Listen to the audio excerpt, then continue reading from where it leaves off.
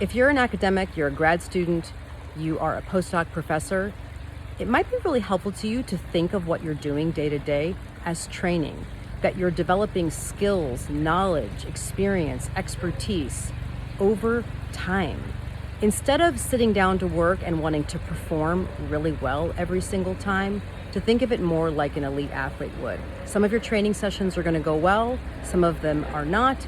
The point isn't how well one session goes or another, it's really in the long run, the consistency of showing up and training day after day after day. Now, it can be really easy to over-focus on performing and forget that it actually takes time to develop skills and new abilities. So this week in our co-working community, our theme for the week is training. So if you're coming to our writing retreats, here are some things I want you to think about. And of course, you can practice these on your own. First of all, resistance is a part of training.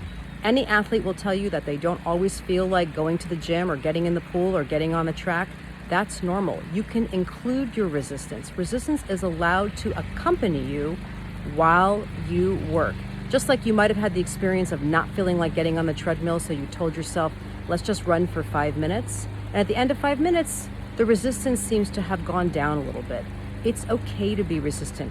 Can you feel the resistance, allow it to accompany you, and boldly take action on one tiny, small thing? Second is to practice something called the 1-2-3 rule. 1, what went well in your last work session? Where were you successful? Where did you accomplish things? What are you proud of? What would you want to repeat in the future? Write those down. Number 2, what didn't go well? What felt like a struggle? Where are you disappointed? What felt like a failure? What do you wish went differently?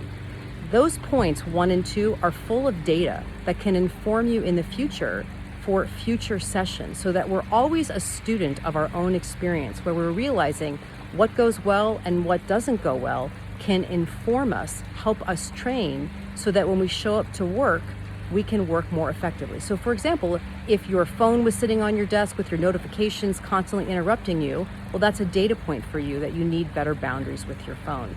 So then you can, number 3 is to learn the wisdom. How am I being shown a better path, a better way of working by what went well and what did not go well?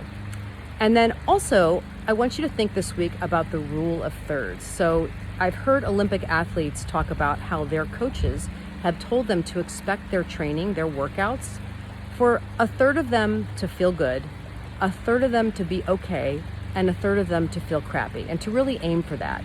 For 1/3, yes, that was a great workout. 1/3, neutral, okay, and 1/3 were really terrible and crappy.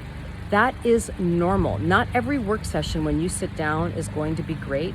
And when we learn to focus on the larger arc of where we're going and not get too bogged down in how any one work session went, we are freer to keep moving, to regroup, and find a better pathway forward.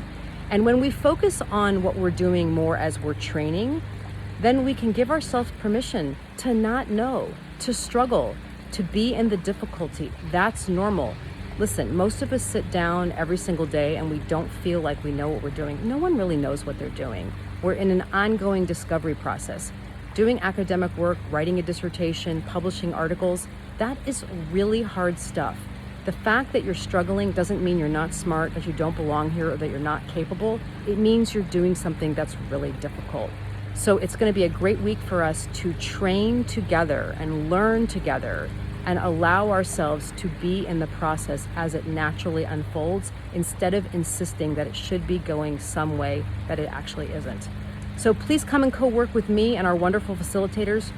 We offer 24 2-hour Zoom co-working sessions every single week.